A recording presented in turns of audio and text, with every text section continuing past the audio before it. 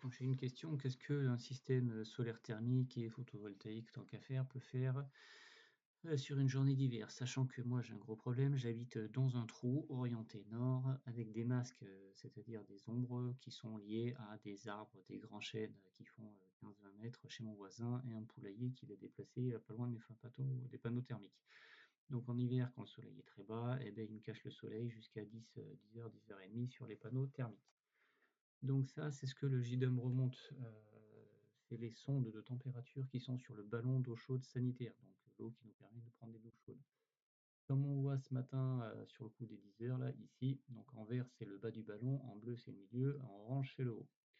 Donc ce matin, clairement, on pouvait prendre 2 ou 3 douches. L'eau chaude en haut n'était plus qu'à 40-42 degrés, je pense à peu près. Donc voilà, on tenait jusqu'à ce soir. Et puis ce soir, il fallait reprendre de la chaleur du chauffage pour faire de l'eau chaude. Bref.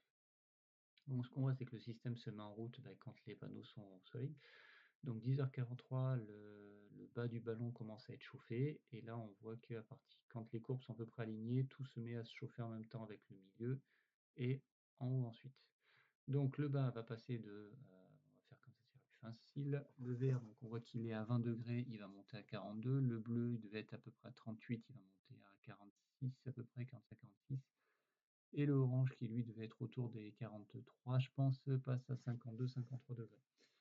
Tout ça s'arrête à 12h30, donc 12h30, 12h40, ouais, voilà, on va dire 12h40 pour faire facile, comme ça de 10h40 à 12h40, donc à 13h40, excusez-moi, en 3 heures, donc on a refait toute notre eau chaude et on l'a refait là pour 2 jours à peu près. Donc déjà, voilà, 2 heures, 3 heures de plein soleil, on refait de l'eau chaude pour 2 à 3 jours chez nous. Ensuite, est-ce qu'il a fait du chauffage? Eh bien, il en a fait un petit peu, parce que vu qu'il est parti à 13h30, on va peut-être s'arrêter, c'est qu'il est parti faire autre chose. Donc on voit clairement, donc là c'est pareil, ça c'est les deux ballons tampons, donc il y a deux ballons tampons, deux de 1000 litres.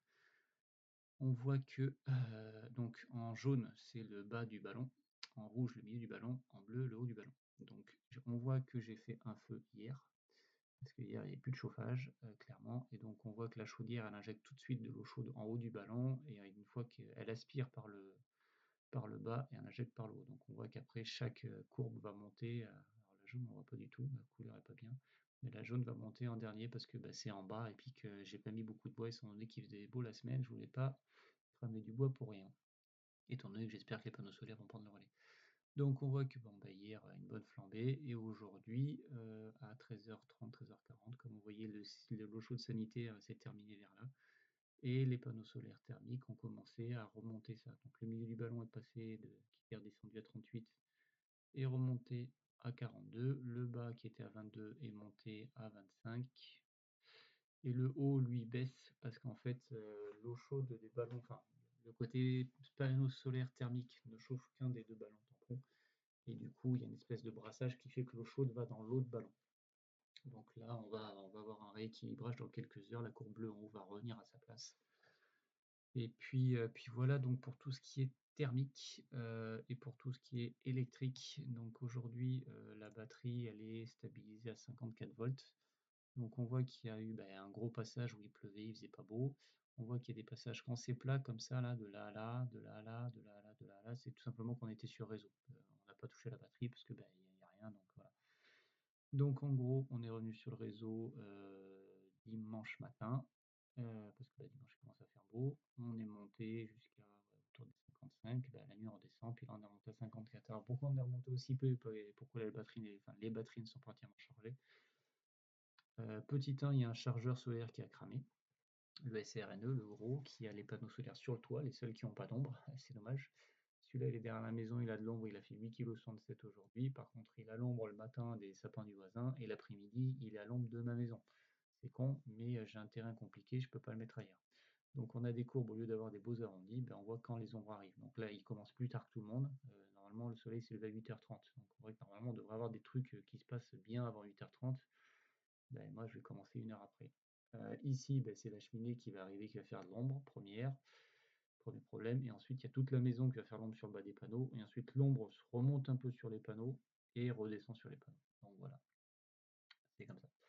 Donc 8 kg ici. Dans le solaire ici, il a dû en faire, enfin l'onduleur hybride a dû en faire 90 et lui, du coup, j'ai trouvé un vieux chargeur, je l'ai mis à vendre et que j'ai jamais pu vendre, un iSmart 3, là, ça marche pas très bien. Mais je lui ai connecté 3 panneaux pour l'instant, il arrive à me faire 3 kg de plus, et du coup, on voit qu'on a chargé la voiture aujourd'hui. La voiture, enfin, l'une des deux voitures, on a mis 13,5 kg d'énergie dedans, ce qui fait à peu près 25% de batterie en plus, et ça doit faire, ça fait 100 bornes. 100 bornes de retrouver. Et on peut voir que aujourd'hui je l'ai laissé en manuel, parce que je voulais surveiller un peu étant donné qu'il manque un chargeur, je ne savais pas trop comment le système allait réagir. Donc je l'ai mis voilà, en manuel et on voit que dès que je passe en automatique, et le système s'adapte beaucoup plus vite que je ne le fais moi, forcément, parce que lui il a que ça à foutre. Donc voilà, on voit que lui il fait changer en permanence selon la charge de l'onduleur, selon la capacité solaire et tout, il descend et arrive un moment, il arrête la charge. Donc, malgré un terrain qui n'est pas du tout propice au solaire, on arrive quand même à faire des choses. Là, clairement, j'espère qu'on va tenir la semaine comme ça, sans une seule bûche de bois en plus. Côté électricité, là, on est recoupé du réseau depuis hier matin et on va le rester. Toute la semaine, il doit faire beau, donc j'espère que je vais recharger toutes nos voitures sur ça. En revanche, gros problème sur la consommation d'énergie sur le réseau, qui vient du fait que au boulot, ils m'ont retiré les prises, je ne les ai plus. Donc l'année dernière, j'avais consommé 461 kWh d'électricité que pour la maison et un petit peu pour charger les voitures, mais vraiment un tout petit peu parce que je chargeais les voitures au boulot. Là, clairement, on voit qu'on est mi-janvier et j'ai consommé autant que sur les 4 premiers mois de l'année. En revanche, c'est de la consommation que vous avez vu, il y a eu 4-5 jours où on était hors réseau parce qu'il a fait que pleuvoir et puis le solaire quand il pleut ça marche pas, hein, il y a pas de...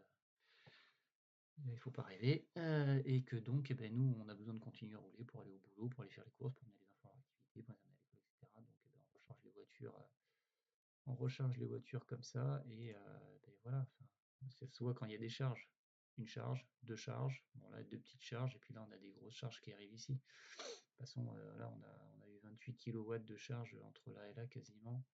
23 sur de nuit, donc quotidienne 22, 22 ça correspond à la moitié d'une charge de batterie quasiment. Donc on va consommer beaucoup plus d'électricité cette année sur le réseau, irrémédiablement. Mais voilà, on fera du mieux qu'on peut pour en consommer le moins possible et puis consommer le moins de bois possible. Et puis voilà. Sachant qu'on a une maison qui est très bien orientée, donc orientée plein sud avec des baies vitrées, des portes-fenêtres sur les chambres, etc. Donc là, tous les chauffages quasiment toutes les boucles sont éteintes sauf les deux salles de bain parce que sinon c'est pas agréable.